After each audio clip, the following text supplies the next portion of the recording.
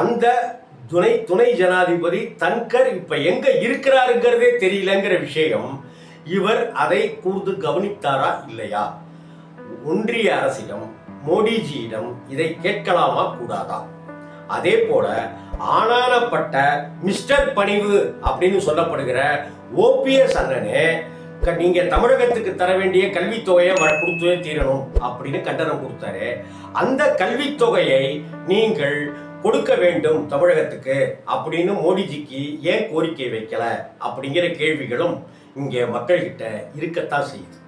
இது ஒரு பக்கம் இருக்க, வழக்கம் போல போன தடவை முத்துவேலர் கருணாநிதி ஸ்டாலின் எனும் நான் அப்படின்னு சொன்னார் இல்லையா, சார் அப்படின்ட்டுலாம் சொன்னார் இல்லையா, what bro, no bro, wrong bro அப்படின்லாம் சொன்னார் இல்லையா, இந்த தடவை ஸ்டாலின் அவர்களை அங்கிள் அப்படின்னு கேலி செய்கிற விதமாக பேசினார்.